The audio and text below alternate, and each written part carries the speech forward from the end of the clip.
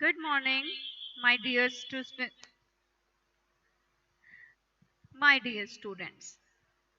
Sometime it is slip of tongue. Okay, beta. As we have discussed about the salts, and I told you that salts are formed by the reaction of acid and base. And also, I have discussed with you that acids and bases may be strong or may be weak. So they may be strong acid or there may be a weak acid. Salts which are formed by strong and weak acids and bases. So on that basis there are three type of salts: acidic salts, neutral salts and basic salts. हम किस salt को acidic बोलेंगे? देखिए, हमने हर salt को बनाने के लिए एसिड भी यूज किया और बेस भी, लेकिन हमने एसिड तो किया स्ट्रॉन्ग और बेस यूज किया हमने वीक, और उनसे जो सॉल्ट बना, तो ऐसे सॉल्ट की नेचर कैसी होगी? एसिडिक, क्योंकि बेस तो वीक था। स्ट्रॉन्ग क्या चीज थी? एसिड स्ट्रॉन्ग था, तो सॉल्ट की नेचर भी कैसी हो जाएगी? Acidic. So base was weak and acid was strong. So when we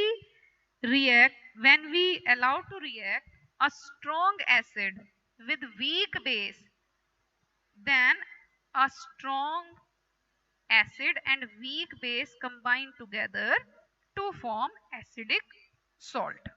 तो acidic salt में क्या चीज strong है? Acid strong है और base कैसा है? Weak है. In neutral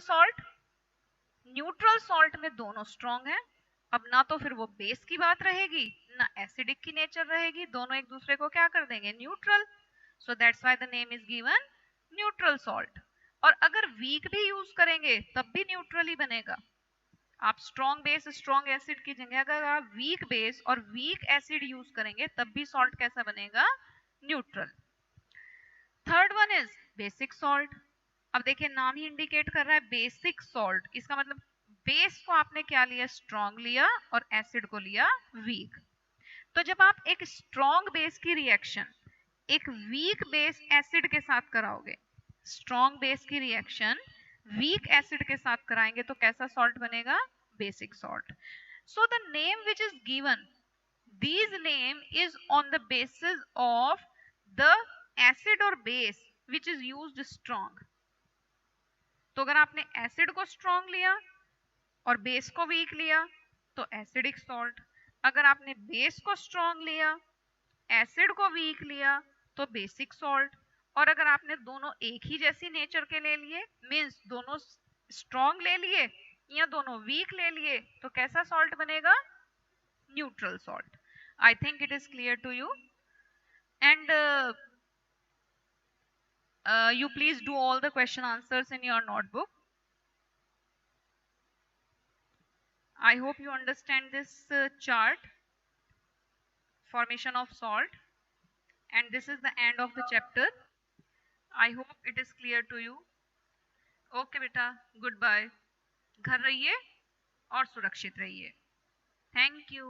Bye beta.